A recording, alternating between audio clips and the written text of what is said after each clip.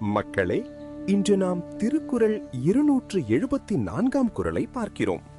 இது திருக்குறளின் அறத்துப்பால் பகுதியில் உள்ள துறவறவியல் என்னும் பகுதியில் இடம்பெற்றுள்ள கூடா ஒழுக்கம் அதிகாரத்தைச் சேர்ந்த குறள்.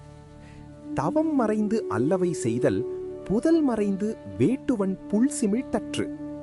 இந்த குறள் சொல்ல வருவது என்னவென்றால், தவம் செய்பவன் போல வெளியில் நடித்து கொண்டு உள்ளுக்குள் தவறான செயல்களை செய்வது புதரில் மறைந்து கொண்டு பறவைகளை பிடிக்கும் வேட்டைக்காரனை போன்றது. ஏனெனில் அப்படிப்பட்ட மனிதன் வெளியில் நல்லவன் போல தோன்றினாலும் அவனுடைய நோக்கம் தவறானது. சிலர் மக்களின் நம்பிக்கையை பெற நல்லவர் போல நடிப்பார்கள். ஆனால் அவர்கள் ரகசியமாக தவறான செயல்களை செய்வார்கள். அப்படிப்பட்ட வாழ்க்கை உண்மையான ஒழுக்க வாழ்க்கை அல்ல.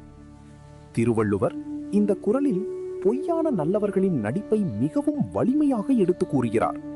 உண்மையான நல்லவன் யாரும் பார்க்காத இடத்திலும் நேர்மையாக இருப்பான். அதுதான் உயர்ந்த மனித குணம்.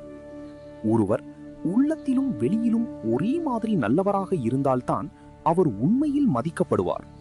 அதனால் நாம் வாழ்க்கையில் வெளியில் மட்டும் நல்லவர்களாக தோன்ற முயற்சி செய்யாமல் உள்ளத்திலும் நேர்மையுடன் வாழ வேண்டும்.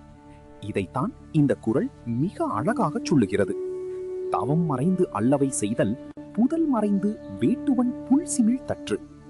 அடுத்த குறளில் மீண்டும் சந்திப்போம்.